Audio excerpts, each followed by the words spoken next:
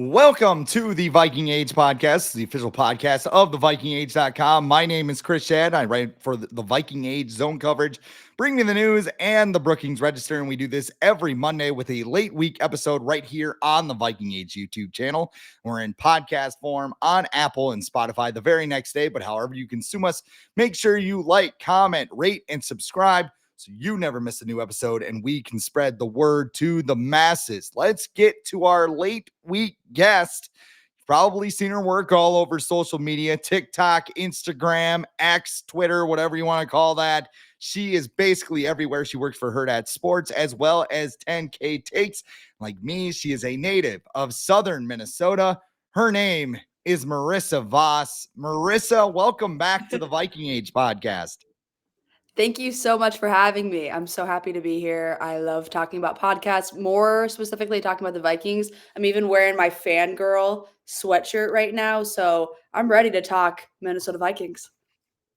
Well, and of course, I had you back on because I need to rewind things back to Monday because I was not on Monday's show. I had major jet lag from the Royal Rumble. As some of you can tell, I also did not have a voice, which is kind of like a prerequisite for a podcast. I don't know. You could try to have a podcast if you can't talk if you want, but I mean, it just wouldn't work out well, you know. But one of the main storylines that Adam and Nick Edlin went over was that Kirk Cousins was predicted to ask for a $45 million fully guaranteed contract. And that came from the Pioneer Press's Charlie Walters, said there was some buzz that Cousins could demand this. And it turned out it was former Vikings GM Jeff Diamond that predicted that. It was a piece for the 33rd team. He was more spitballing, but the internet took it and ran with it. And they all kind of went crazy with it. So here's why I had you on, Marissa. We're going to talk a little bit about Kirk Cousins because I don't think we would be a Vikings podcast if we didn't. But you were on, and I forgot to ask you what the podcast name was. Which podcast were you on? It was on. You mentioned. Go ahead. It was Skull Sessions. Okay. So they asked me through Twitter, but yeah, it was Skull Sessions, and we had a lot of hot takes. So I feel like I know where this is going. Yeah, and one of them was that you want Kirk Cousins to come back. And we have discussed this ad nauseum on this show. It is one of the hottest topics of the Vikings offseason. We have a full show. If you go back, look at the YouTube page, we have the great debate of Kirk Cousins in 2024, where Adam Patrick laid out his side. I laid my side. We both kind of agreed, hey, maybe he shouldn't come back. So this is not to bring you on and be like, no, you're wrong. I just want to start here. If the Vikings are to bring Kirk Cousins back, because there's a lot of good reasons that they should bring him back, how desperate should they be to bring him back? That's such a good point. And it's kind of like, I like how you phrase it, how desperate should they be? Honestly, like I said in Skull Sessions, right? Who else are you going to have? Like, who else do you have at the whim? Obviously, we're not in the off season yet. Then we weren't in the off season. Now we aren't. We have one more game, the biggest game of the year until things start clicking. That is what I'm really going to look for, like Kirk Watch 2024, as I see down there. That's really when it's going to start hitting for me, because right now we can't really make any moves. There's things happening, but it's not full on until we hit into the full off season. But my biggest thing, again, going back as to who else do we have? Who else can the Vikings get? Who else knows the team, loves the coach? JJ, him and JJ work great together. Receivers, he's a leader. He is the face of the Minnesota Vikings. Who else are you going to get that encompasses all of that, right? And obviously, torn Achilles. We don't know how that's going to go. One of the hosts was not on the Kirk. He did not want Kirk Cousins. He's like, give me somebody else. Da, da, da, da. And my counterpoint was, yeah, like use your draft pick at 10 or 11 and get a young QB like Penix or and there's another name that's floating around. I can't remember. I think it's Jordan. JJ McCarthy. Yeah. Well, JJ, yeah. Yes. That was who Vikings, I think, want to as well, those two. Because I think they're being more realistic. Like JJ obviously would be great, but he's gonna go probably top 5. And I don't know. The only way we could get that is if we trade up, because we're at 10 or 11, I believe, right now in draft picks. But I think we do draft a young QB. Absolutely. We still need to have a future. We still need to build and have a franchise quarterback. But I also believe in that same instance that Kirk, we could sign Kirk for 1 year because this last year, as well as I do, this was the testing point. This was the experiment year. This was to see if Kirk had it or didn't have it, and then we would stay with him or move on. Well, he was in almost throwing out numbers and being a career season until he tore his Achilles at Lambeau. So we don't really know what it's going to be or how great he's going to be or anything else. So I think we use now this year with him coming back as, again, another experiment year, see how it is, see how his rehab is and how he does after his Achilles. But then we still have a young QB to stay, like a backup QB that's great behind him, right? Because I don't think we've ever been strong with the backup QBs. I just don't think that's something that we haven't had someone in our back corner that's like, okay, we know this guy can hang on. It's like if our QB1 goes out, we're effed, and that's what we saw this year because then we had to get Josh Dobbs and he was good for like 2 or 3 games and then it was bad and then we were just scrambling to find anybody and nobody could fill the void that was, Kirk or be good and in the pocket or any aspect of the game as a quarterback ever. Ugh. So I just think that's my biggest thing is who else do we have? Who else are we going to get? Still need to look towards the future, but I think Kirk is right there and he's used to everybody. But at the same time, I don't know if desperation's the thing. Like, I don't want us to we are dealing with a lot of cap space issues, dead cap, whatever you want to call it.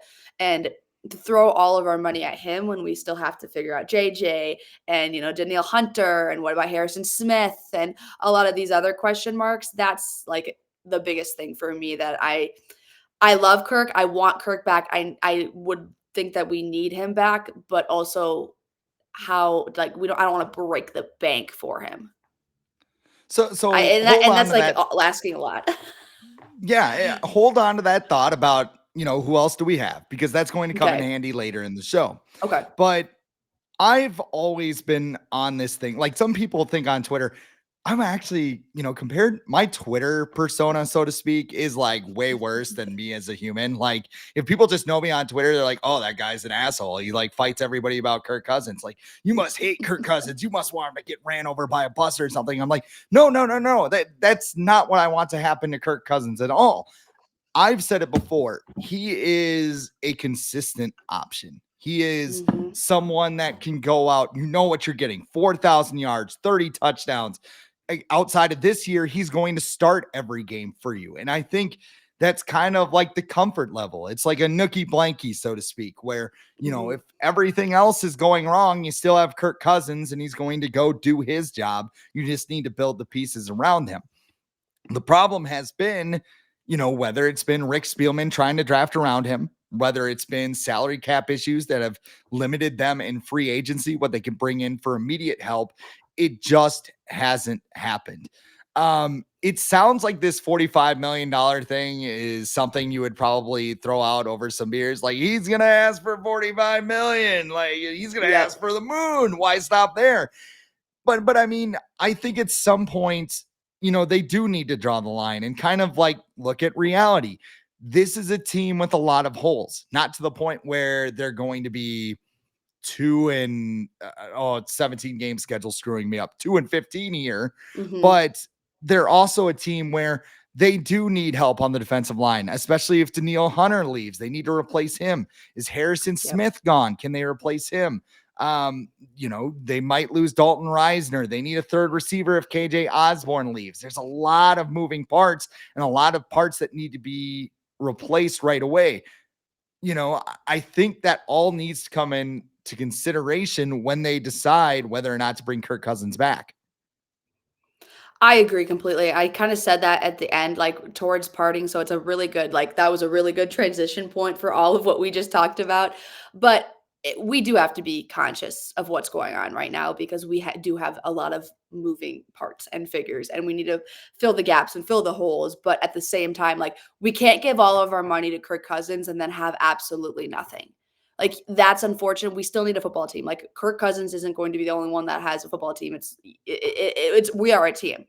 So it's hard for me because this is how, if you're wondering, didn't you just say this and now you're saying this, you're back and forth. That's my life as a Minnesota Vikings fan. And in my brain, I'm always back and forth because I contradict myself all the time because I'm like, no, we need him. But then I'm like, wait, no. But realistically speaking, how can we do that?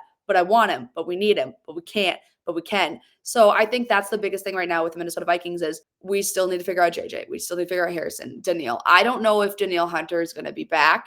That's my biggest thing. I would love to have him back, but as realistically speaking, I don't know money, everything else. Jordan Hicks, if he's gone and we can't afford him, that's fine with me. I would love to keep Dalton, right? I would love to do all these things, but I think we really have to think about it strategically, especially with Harrison Smith too. Like, I don't think that's going to be an issue because he already took such a he already took a pay cut. So I feel like he's the type of guy that's like, I just want to stay in Minnesota and I will do whatever it takes to stay in Minnesota. And so that's the biggest thing. Like you hit it on the head. It's just we have to figure out all this stuff before we jump in overboard, I guess. Yeah, where do you think you would draw the line to bring Kirk back? I don't know, like money wise. Yeah. Um, Or even just so here's a hypothetical because I'll lay this out too because you kind of mentioned it too.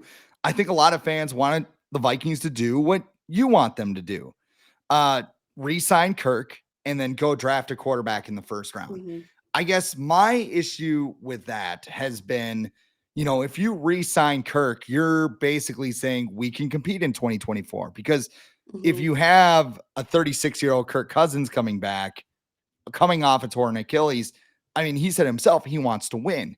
So it almost seems like one of those situations where the Vikings always go two different directions, which as a fan kind of it frustrates me because I want them to have a plan and be like, okay, we're going to load up everything. We're going to get draft picks and we're going to build around and try and find a quarterback of the future.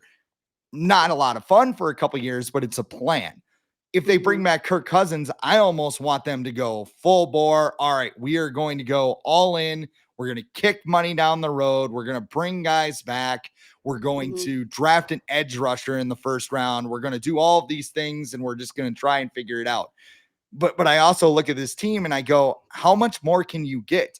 I'll go this route. Can you take me higher, Kirk Cousins? Can you take me to 12 or 13 wins? Like what I did there. Yeah, 12 or 13 wins. That was nice. And get that to was that nice. NFC championship game.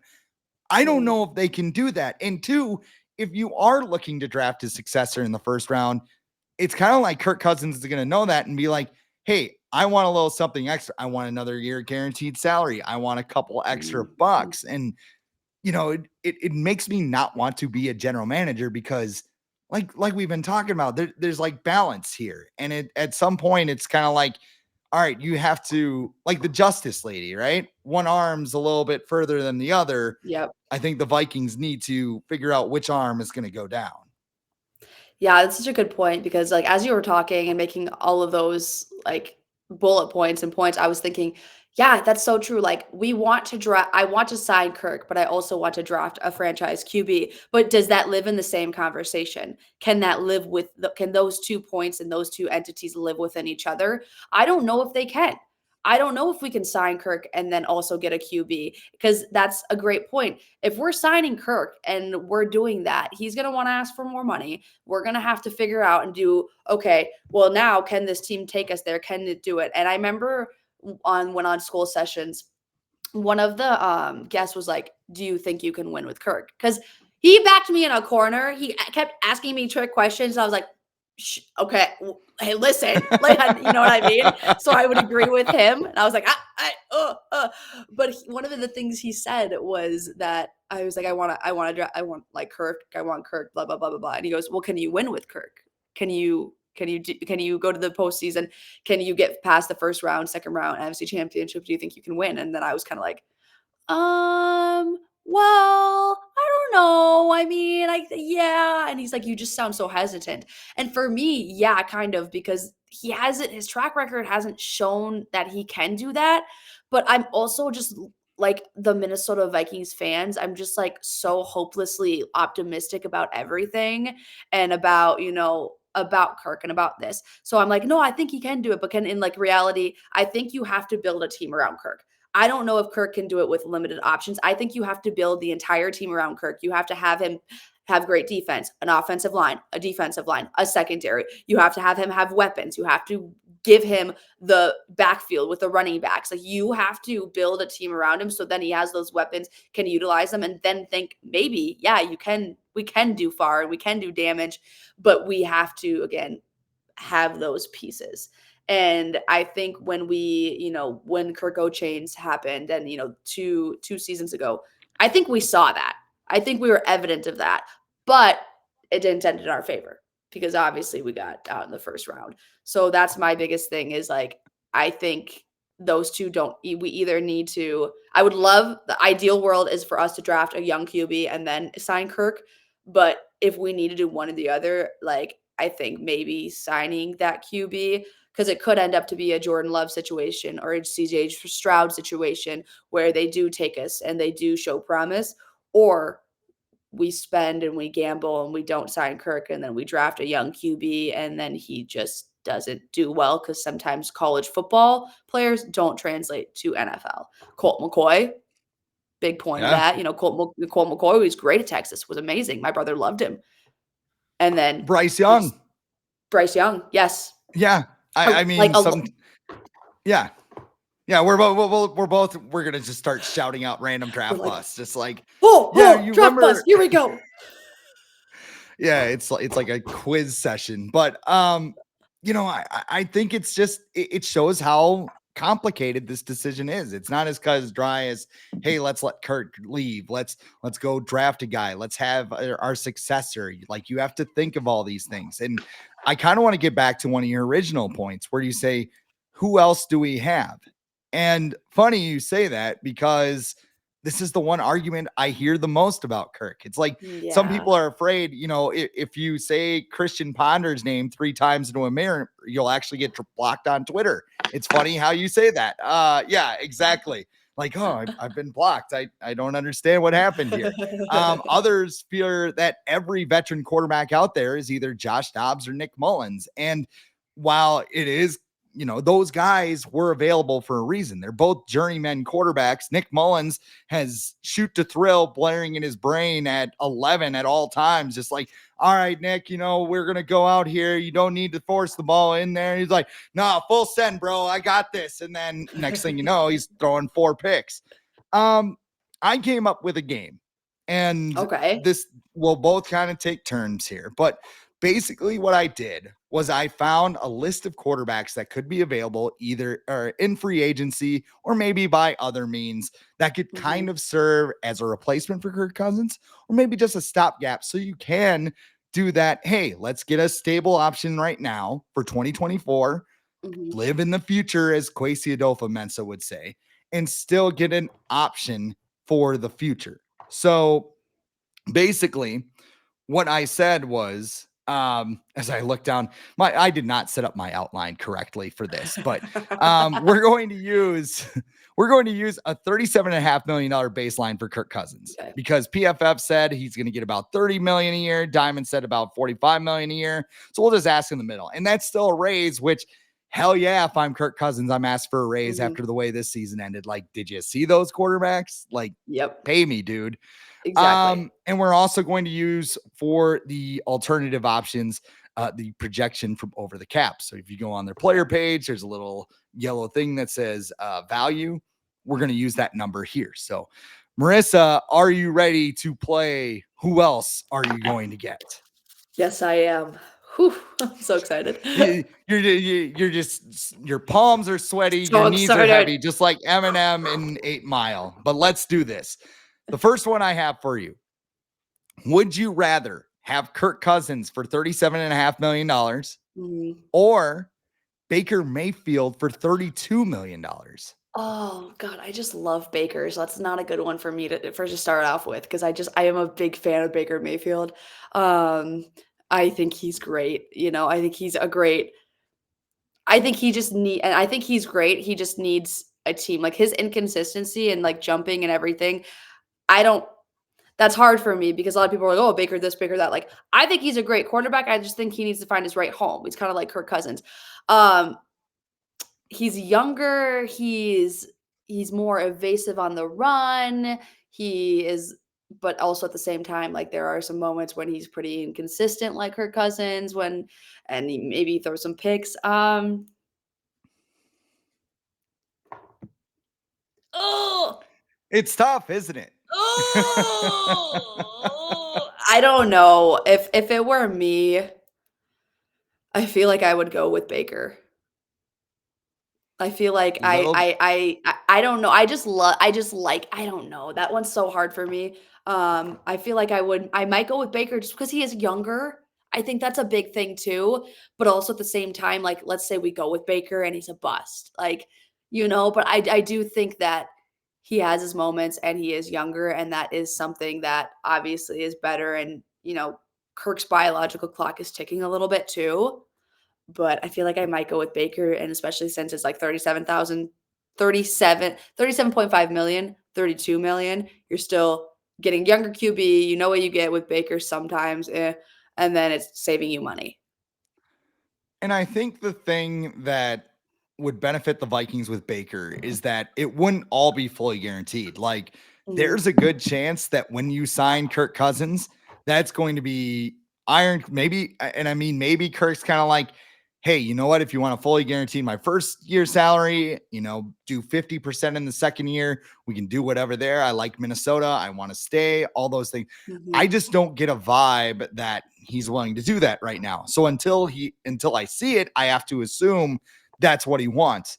Baker Mayfield, you could do something like the Seahawks did with Geno Smith, where mhm, it was a 3-year deal. I can't remember how much money it was, but it wasn't fully guaranteed. I know Pro Football Focus estimated that Baker Mayfield's going to get a 3-year, $75 million contract. And if you have funny money on that back end, and I think too, you kind of have to be honest with Baker, right? In that situation, be like, hey, we'd like to sign you. We want to give you a 3-year contract. It's not going to be fully guaranteed.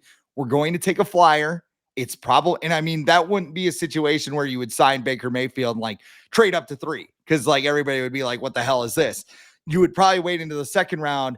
Maybe Michael Penix Jr. is there. Maybe Bo Nix is there. Maybe mhm. JJ McCarthy falls and he slips there. Or maybe there's something, somebody didn't go to somebody's birthday party, like the old draft day joke everybody likes to tell this time of year.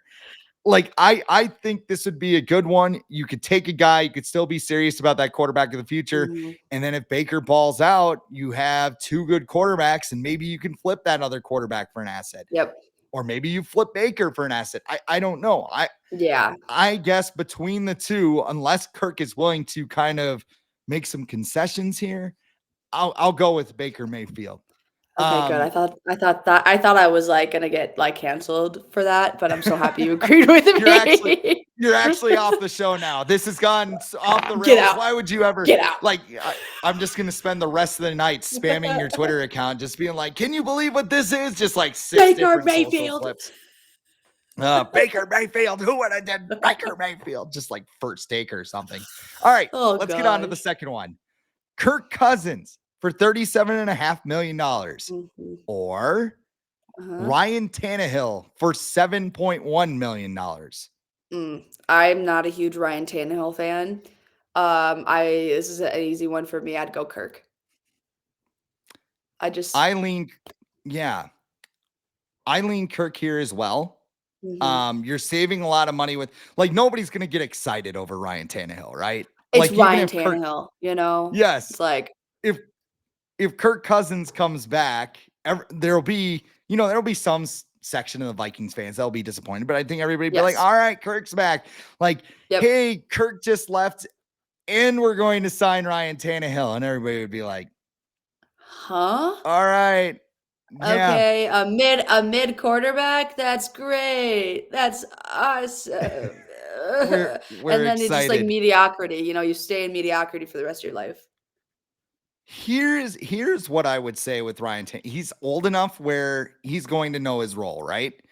You're Mhm. probably going to draft a quarterback. And if you want to get crazy and trade up to 3 and get Jaden Daniels or Drake May or something like that, like Tannehill is going to come in. He's going to provide stability while you get the Mhm. rookie up to speed, and then you can play him. And the other thing is, Tannehill is really good on play action, which is something that Kevin O'Connell wants to use in his offense, but just didn't because the Vikings don't have a running game.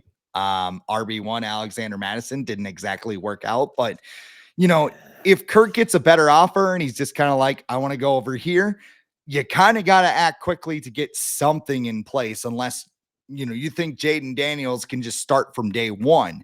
And I don't think there's any quarterback that's within reach that the Vikings can get. So as a plan B, I like Tannehill. As a plan Mhm. A, absolutely no way. Do not Yep. center your offseason around Ryan Tannehill. That's basically what I'm asking here. If you're centering your offseason around Ryan Tannehill, I just am like going to believe that you're going for the first draft pick. Like the next season, that's Yeah. your goal is just to tank. Like if you're like, oh, Ryan Tannehill is our guy, be like, so you want to lose, or you want to be stuck in mediocrity at 500, not really do anything. I just am not. I'm sorry. If if there are no Ryan Tannehill haters, I am dead.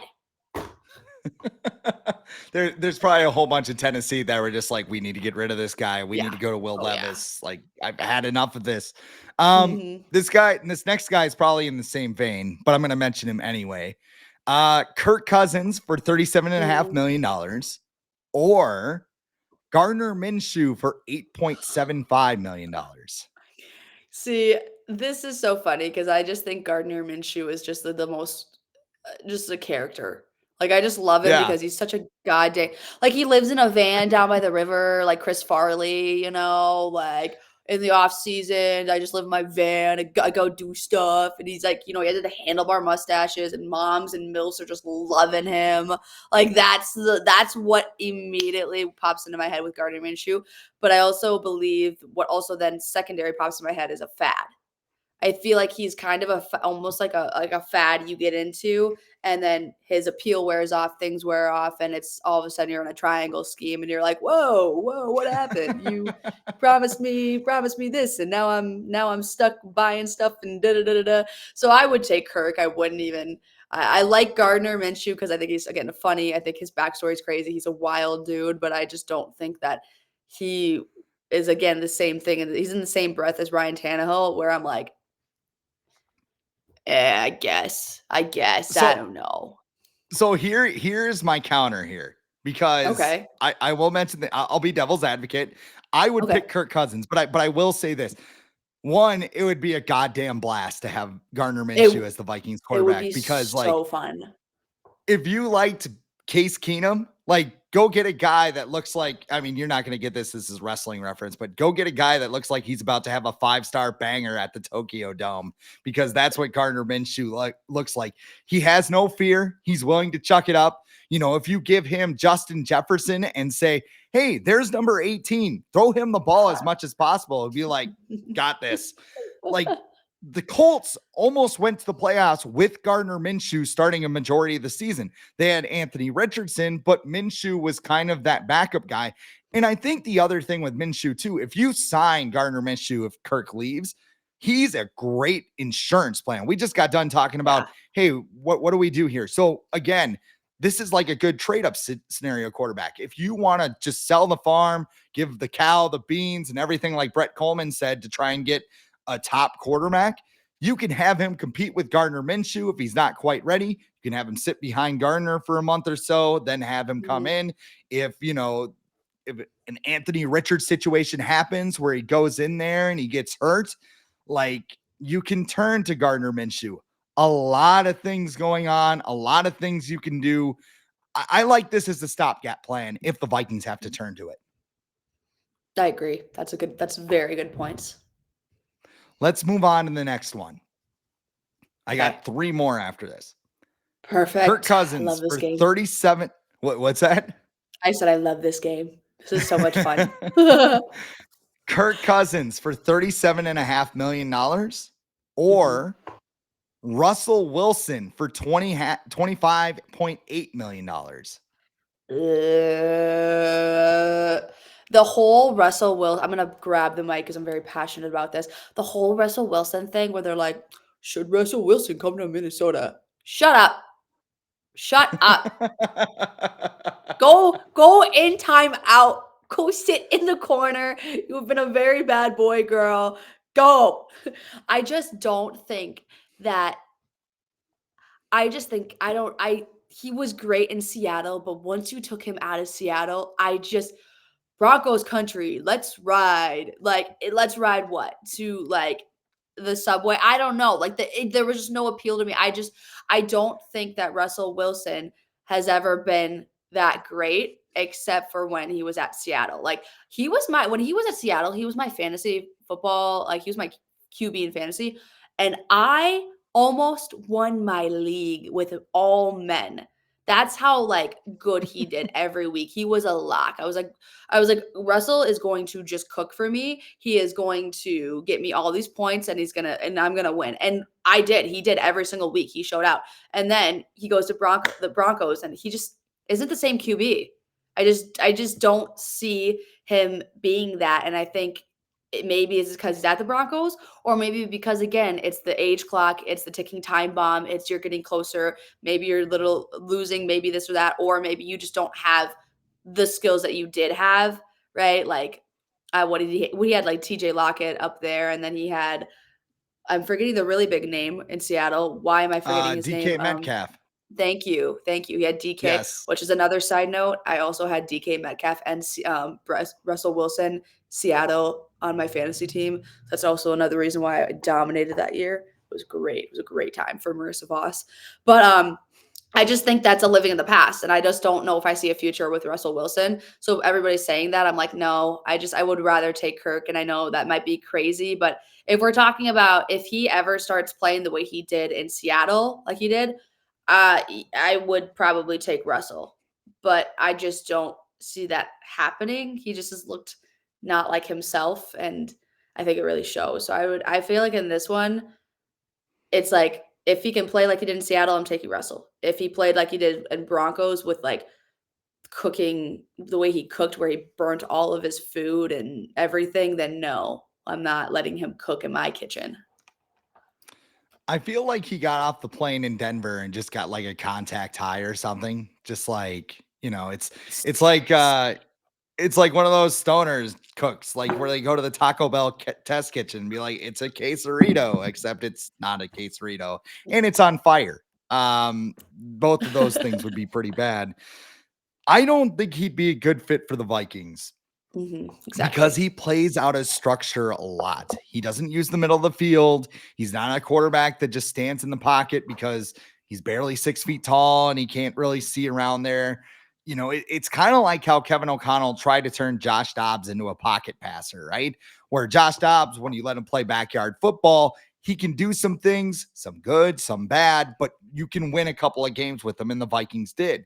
With Wilson, you could play that style of football, but I don't think Kevin O'Connell will let him, because even with the way he talks about his offense, where he goes on about Kirk Cousins, where he's just like, he's accurate, he knows how to get the ball out and everything else. Like, Nick Mullins, he knew the system. He threw for like 400 yards a game. The problem was he also threw a lot of passes to the opposing defense. So if Russell Wilson can't get this stuff, under control and kind of master the offense quick, that'll probably be a problem. Plus, you mentioned it, there's just a lot of weird stuff that I'm not sure would work here, where, the fans, I think, would probably turn on him very quickly if things didn't work out. And I just think there are better options for Russell Wilson if he goes Correct. somewhere else. Correct.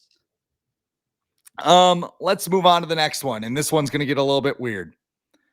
Kirk Cousins for $37.5 million, or Justin Fields for $20.25 million. Oh my God, I'm gonna grab the mic again. Get crazy. I Justin Fields. Oh, my sweet, sweet angel, Justin Fields. I am an Ohio State fan, and I'm also a Minnesota Golden Gopher fan. So I know it's very contradictory, but I'm an Ohio State fan. So when he balled out for Ohio State, I was like, my little baby, I love you. Like, I loved him at college. I think he is amazing. I think he is great. I also remember when I said some QBs don't translate. Some college QBs don't translate to the NFL. So I was kind of at Justin Fields. I think he has so much talent. I think he has so much potential. I also think he was cursed by being drafted into the Chicago Bears. He probably, and this is gonna be a hockey reference. If anybody out there loves hockey like I do, he's probably, if he had the choice to do a Cutter Gauthier and been like, hey, F you Flyers, I'm out. Send me somewhere else. Send me to the Anaheim Ducks. I think Justin Fields would have been like, if that was the case, he'd been like, can I go anywhere else besides the Bears? For the love of God, please, please. I can't do this. And now then, when that was happening, and now I think he's again slipped into a little bit of mediocrity. Doesn't know how to play himself, doesn't know how to find his identity. He's flustered all the time. He doesn't know how to pass, doesn't know how to run. He gets very, I got to do this, which isn't the Justin Fields that obviously we saw ball out at OSU. It just isn't.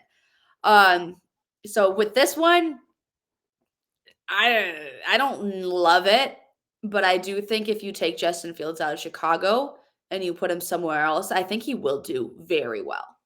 I honestly do. I think if you put him somewhere else, he will. I just don't think Chicago is the answer for him. Now, is that somewhere else the Vikings? I don't think so. I don't think that that's the right place for him to land is the Vikings, but I feel so biased because I loved him at Ohio State, and to see him crash and burn a little bit is like breaks my heart. When we talk about quarterbacks that don't play in structure, Justin Fields is like the top of the list because, like, oh God, yeah. a lot of times it was just kind of like drop back, oh shit, run. Like yep, those were his progressions. Drop back, oh shit, and run.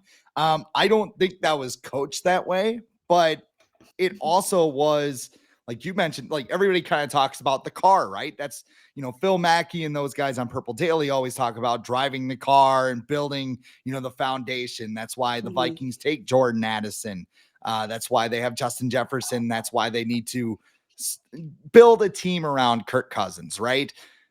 I think, it would be interesting to see Justin Fields when you have those pieces in place, because there are times where it's like, oh my, it could click. And I mean, you think about it too. I didn't look up the ages, but I mean, at this last year, we were all like rubbing our hands together, like Jordan Love time. Here we go. Yep. The Packers hate him too. They only signed him to an extension. And then he wound up balling out because the supporting cast was pretty good in Green Bay. Also, he's got a freak talent for an arm, and I hate the Packers found another quarterback, but that's another discussion. I hate that so much. This is interesting because are the Bears as willing to do a deal with the Vikings as the Vikings are with the rest of the NFC North?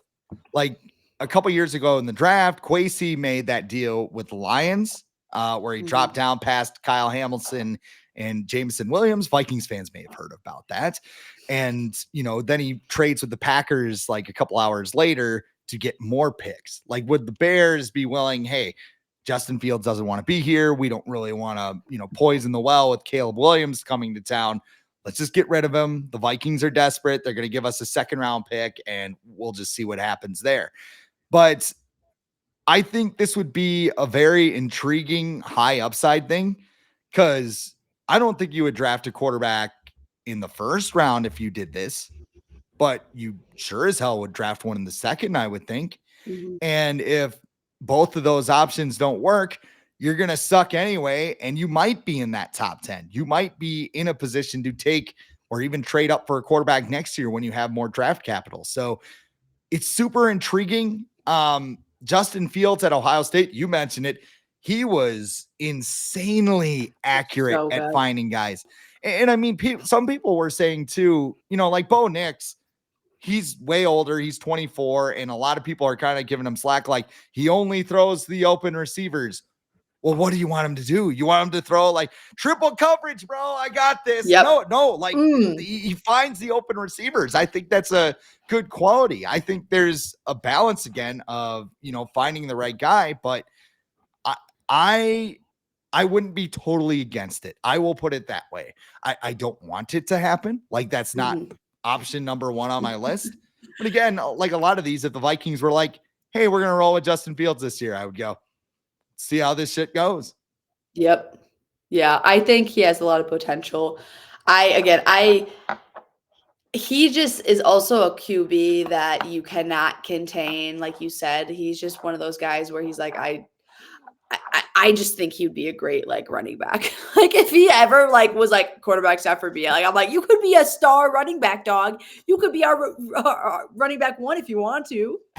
This is how we replace Alexander Madison. We trade for Justin Fields and go, you're a running Make him back into now. a running back. It's like NCAA 14 when you have like the athlete and you could just play him wherever the hell you want. We're just gonna do that with Justin Fields and like see how it works out. Okay, this is the last one, and this is also a bit of a wild card. Okay. Kirk Cousins for $37.5 million, or, and this is your choice here, any rookie quarterback in the draft. So if there is one rookie quarterback where you're looking at and saying, that's my guy, this is your chance to plant your flag, Marissa. Oh, any rookie cute. Oh, okay. And if you don't have one, you can just go Kirk Cousins. I like JJ. I like JJ McCarthy a lot. I think that his style of play I think that would translate well to what the Vikings are doing. If I could have him, I think I would. I think I would. I think I'd have JJ. As much as I like, all the other guys, but I just think that the way he plays ball, what he did at Michigan, how great he was, running or just throwing and just everything. Like I just think I'd want him as our franchise QB, as our new face. I would want JJ McCarthy. Is that a hot take? I don't know. Is it for me? Yeah, because he was a Wolverine and I hate Michigan. So that's a little bit of a hot take for me to be like, hey, I want the former Michigan guy. But they did just win the national championship. And he's been great all year. I mean, under everything that, if we're going to talk about it with JJ, he's been under a lot this year. With the coach suspension and then his coach getting basically suspended again. And then they had a lot of other things, outside noises happening to them, and everybody was hating on them and blah, blah, blah. He stuck to his game. He stuck to his identity. He played ball, what he knew how to do, and he won the national championship. He reminds me of a Joe Burrow. He really does. He reminds me of Joe Burrow almost, and I just feel like I would go with him. I'd go with him. So I'm sorry, Kirk, but that would be me. Like I look at Joe Burrow and like look at the weapons he had at LSU too, Yeah, right? it's true though. Yeah, Jamar Chase, Justin Jefferson. Who else did he have? He had so many. Thaddeus Moss was also really good for that team. And Clyde Edwards-Helaire, who was a first-round pick. Oh, that's again, right. You want to talk about college players not translating. That's another one. But again, a great college player was Edwards-Helaire. I look at, like, I think I just have it drilled in my brain that JJ McCarthy is Daniel Jones, where he's this one guy that, you don't see a lot of production, but all the scouts are like, this guy is really good. And like, at that point, when was the last guy we kind of looked at and be like, yeah, this guy is really good, and nobody really saw it? Maybe it was Brock Purdy. I don't know. The guy goes 7th, but a lot of pro teams liked his makeup and everything else. And you're seeing, all these things with JJ McCarthy. Like, I think if JJ McCarthy is here, I think I want Kirk Cousins in front of him. Like, if we're talking about your dream scenario where you have two guys, that's true, Kirk Cousins and JJ McCarthy behind him, learn the ropes and go at it in 2025 or 2026 if you want to. For me, oh, sorry, go on. Go ahead. No, go ahead. I have a good, I kind of just thought about this. You were talking and I was like, okay. Do you remember the movie Draft Day? How could you forget the movie Draft Day? Oh, right? Of course. Yes. I want my picks back. Yes. Yes. I feel like, because isn't his name the blonde guy who was like the best and everybody looked over him, or can't remember, he was was it Bo something? Callahan. Yes. Bo Callahan.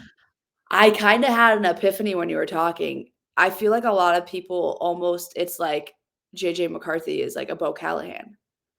Maybe. I mean, not with everything else, but I feel like at the same time, like people were like, are looking at it, and I think that's almost the nature of the number 1 draft pick of the overall, like the number 1 or number 2 or whatever. Like we saw it with Will Levis last year in the draft, how he was so high up and then he fell and kept falling and kept falling. I feel like that maybe is like maybe that's the same thing with JJ. I don't know, but I feel like that's a lot of people maybe think that that's the case because Michigan did like as much as I want to say again, like they had outside noise, but a lot of that outside noise was bad things.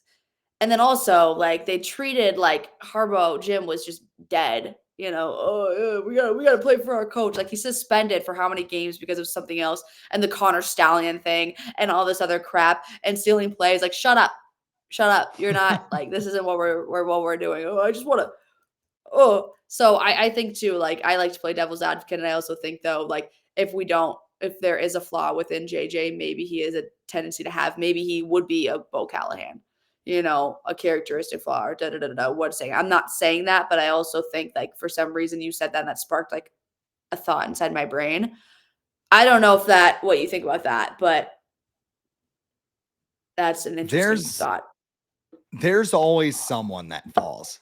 Like no Yeah. matter what the draft is, there's always someone where we're sitting there and sometimes it's not even a quarterback, it's just a prospect where you're just like, why is Mhm. he available in the third round? I don't get what's Yeah. happening here. Like for me, like that prospect, my mind, that might be Drake May, the guy that falls.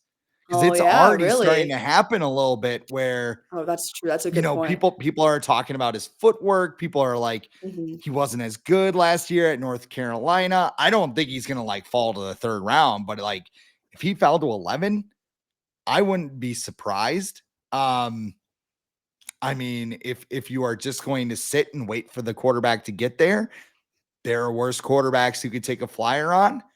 If Mhm. we are operating in the lens of this game, and I was thinking of this in terms of a starting quarterback. The Mhm. one quarterback that I would want more than Kirk Cousins is Jaden Daniels because I think he Mm. processes things very well. He's got a freakish athletic profile. He can run, he can throw, he can do a lot of the things. I know Lamar Jackson just got bounced out of the playoffs once again, but I don't know. I mean, if you give Kevin O'Connell a full offseason to design an offense around a multi-dimensional quarterback instead of, a week or two, I think Daniels could start week 1. He might need a little time to kind of get going, and that's where you look at the other guys. But I am very interested to see what Jaden Daniels does, where he goes, and which team can utilize his talents to the best of their ability. Mhm. That's such a good point. He's also yeah, there's just to keep adding on, there's just so much to this draft that makes it, I feel like, almost the most important draft for the Minnesota Vikings. I do. I think this year especially is like I feel like it's one of the most important ones to who we're gonna get, what we're gonna do. It's just I'm just excited to see how the offseason goes. And this is probably the most excited I've been for the offseason and for the draft in a long time. It is probably one of the most important in the history of the Minnesota Vikings. But before we get there, we have a way too early Super Bowl preview. Here's a good question for you, Marissa. What do you and the Mhm. Detroit Lions have in common? Um, I don't know. We both like to lose. You're We both on both like that to Cabo grind, baby. You I know, need that clip in the internet. I need that clip. That was my favorite thing in the entire world. you know, the Lions, I've Oh been my god. proponent of them. I've been saying the entire time, go have your moment. Go have Mhm. your moment, Detroit. And you know what? Dan Campbell, he's chugging double venties and everything else. I'm like, they're the good fans, like not the ones who are like posting Kirby Joseph's gonna destroy your tight end's knee. No, no, no. They deserve this. They deserved all of this. I'm talking about like the good fans who are just like, man, I just want my team to win.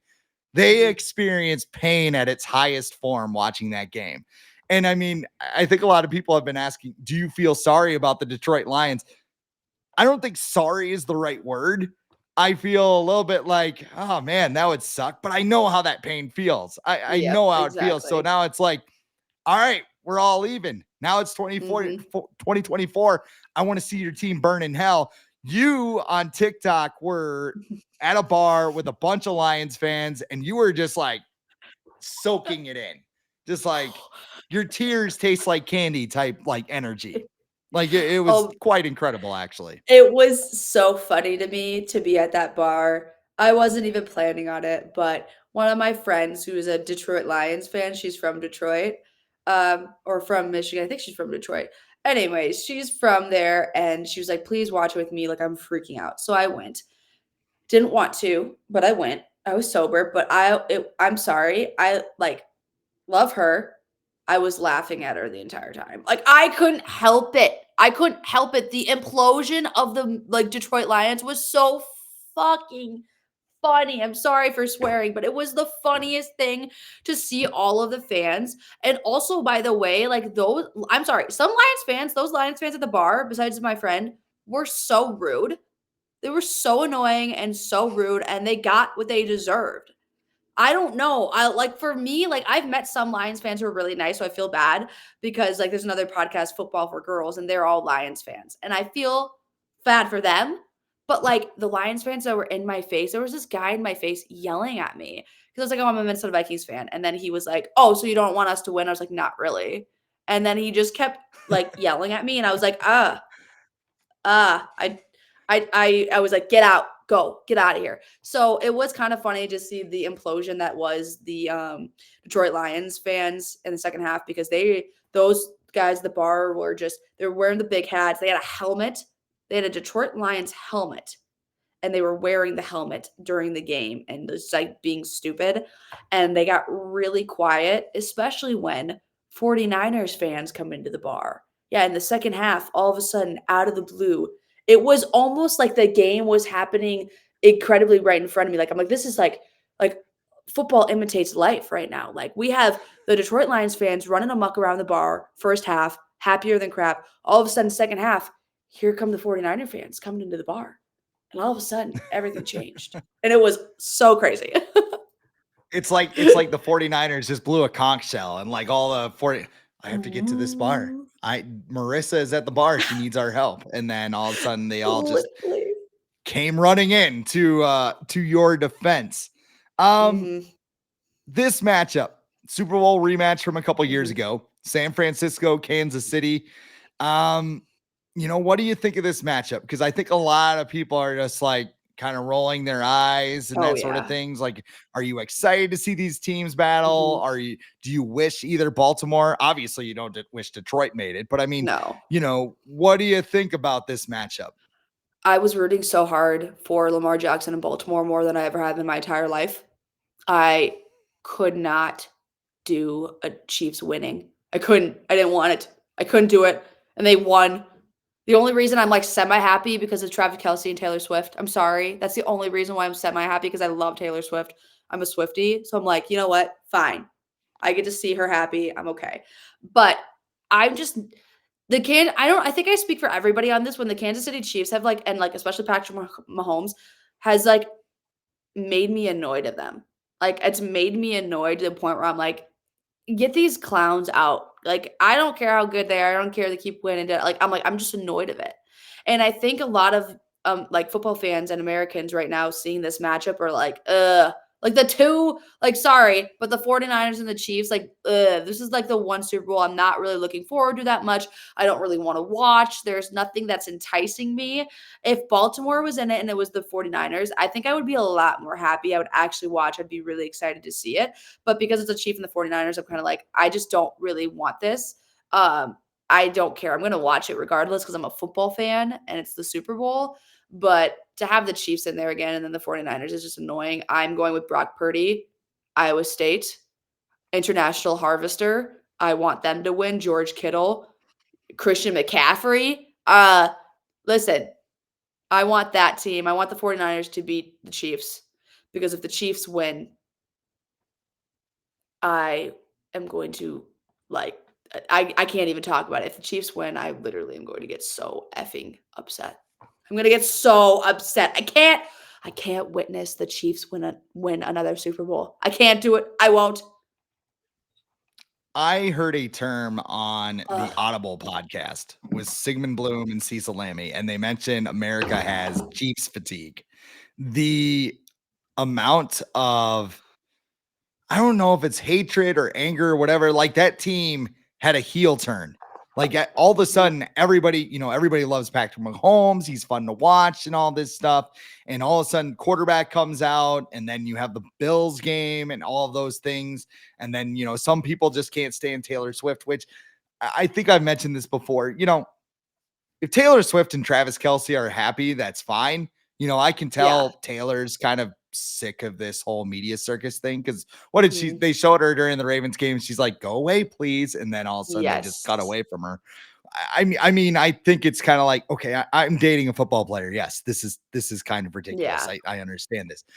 Same time, I cannot stand Travis Kelce at all, like at all. Like What? I cannot stand Travis Kelce. There's a couple of other factors here, but I mean, he just comes off as like the biggest macho tool bag that I've ever seen, where he's just like, "Yeah, Justin Tucker, man, you better not poke the bull and set up your stuff in front of my boy Patrick Mahomes, where he's stretching. I got the hottest girl in the world, Taylor Swift. We're so happy over here." Jason Kelsey, American treasure, love him. I Yes. saw an Yes. idea on Twitter where somebody said, "Hey, he should go around like tailgate to tailgate and just party and like turn it into Oh, like yeah. Anthony Bourdain, but like tailgates, right?" Because I think he's awesome. But Travis Kelce, I can't stand. Mhm. In the same vein, I hate the Niners. I can't cheer for the Niners either. Oh. Kyle Shanahan looks like the dude who works as a Menards service rep during the day, and then he goes and screams at a ref during a grade basketball game at night. That was a travel, right? Yeah. Yeah, good call. Good, yeah. Okay, yeah. See you in the parking lot. As some kids making like $15 an hour.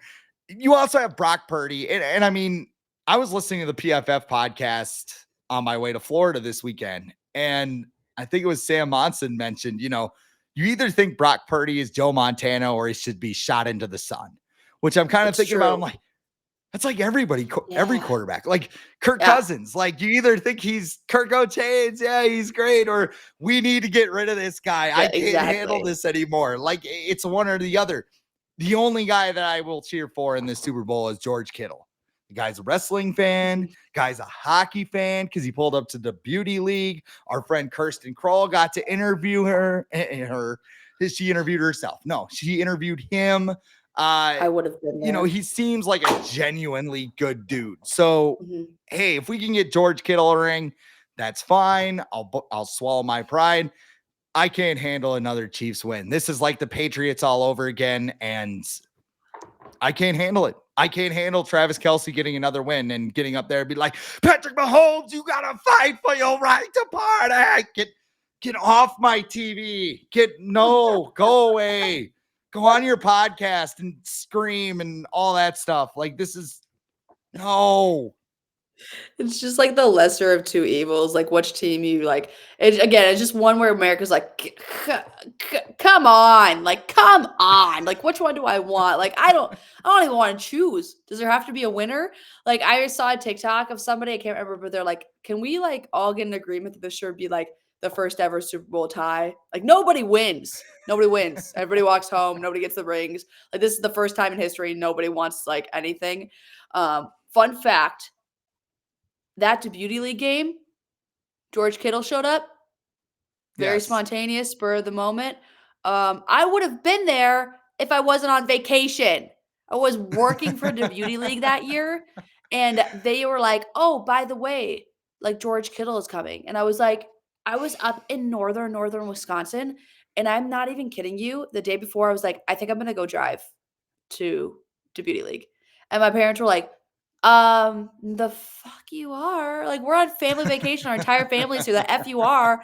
And I was like, I am missing the Beauty League. I see you guys every day. Do I get to meet George Kittle? No. Have I ever met George Kittle? No. Will I ever meet him? Probably not. You know what? I was like so pissed. I can't even tell you. The fact that I was like, this is the 1 week I take off for the Beauty League and George Kittle shows up. Anyways, Anyways, that's my I spiel. can't see George Kittle at Christmas, guys. I can see you at Christmas and Thanksgiving, unless you can get George Kittle to show up at Thanksgiving and cut the turkey. Like this needs to happen. I need to see Literally, George Kittle. I would have made a TikTok with him. I would have met him. I would have got a picture with him. It would have been so sick. I would have been the highlight of my life. But no, it's fine. We had family vacation. You know, we got to go and boating. Whatever, lovey dovey crap. Yeah, it's fine. Get to meet George Kittle. So let's wrap things up here. What's your way too early Super Bowl prediction?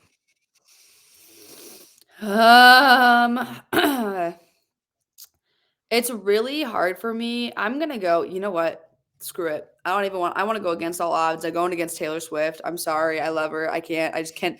As much as I love Taylor Swift, I cannot see Kermit the Frog win another Super Bowl.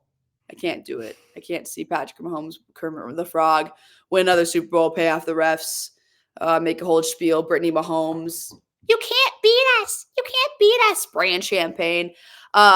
Give me the 49ers to win. Give me Brock Purdy. Pretty young thing where he's dancing with the headphone. Have you seen that? There's a TikTok of him I or have like a not. video. Oh, there's Yeah. a video of Brock Purdy, blue shirt, sunglasses, turns around, pretty young thing, and he just goes, "I want to love you, pretty young thing." So that's kind of how I want it. I want him. I want Anna Fry. I want the 49ers to win. The score of it, I don't know. I don't know if I can give a score. I think it's going to be close. I think that the 49ers win with a touchdown. I think the 49ers win with a touchdown. I think it's going to be low scoring.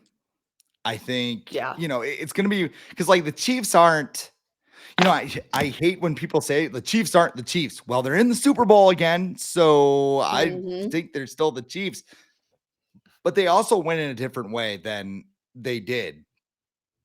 I think that, it's going to be like 23-20 or something like that. I don't know if that was the score of the last Super Bowl or not, but I could see San Francisco kind of holding them at bay, and then Patrick Mahomes, kind of like the last time they met.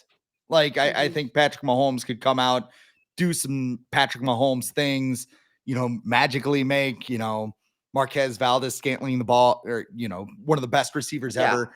As long as Kadarius Toney doesn't show up and like, all right, I got it. No, you're lined up with the defense, Kadarius. Get back on this other side. Like, say, what are you doing here? He's just standing on the goal line. Throw to me, Patrick. You need to be over here.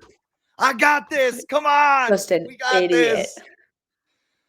No wonder they're faking his injury, or so he says. But you can follow all the fun stuff that Marissa does over at Hurrdat Sports and 10K Takes, excuse me. So what do you got going on at those platforms right now? Hurrdat Sports, we got a lot going on all the time, every day. Yesterday was at a high school basketball game, did some reporting. Tomorrow will be at UNO men's basketball. I think they're taking on, I don't even know who they're taking on. They're playing somebody. USD. I should USD. know they're a Summit League team. I should know. That's what I was kind of looking at you like, no, they're playing South Dakota tomorrow. So I will be at that game. And so a lot of stuff there, content, if you want to follow, it's a lot of Nebraska stuff. So Hurrdat Sports is in Nebraska. I live in Nebraska. I know. But 10K, we just have a lot going on in 10K.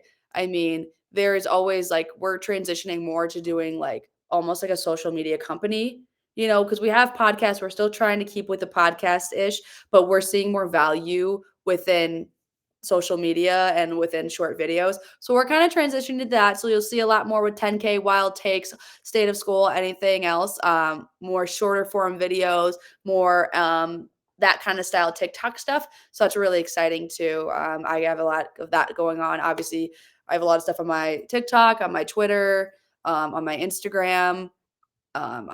If you want to see pictures of me really upset at wild games, follow me on Twitter at Marissa Voss. If you want to see funny videos, follow me on TikTok, and Instagram is just a wild card. It's a bit of everything. Well, Marissa, thank you for coming on today. It was fun to have you on, but that's all the time we got for the Viking Age podcast today. We do this every Monday with a late week episode right here on the Viking Age YouTube channel. And we're also in podcast form the very next day on Apple and Spotify. But however you consume us, make sure you rate, comment, like, and subscribe so you never miss a new episode and we can spread the word to the masses. For Marissa Voss, I am Chris Schad. This has been the Viking Age podcast.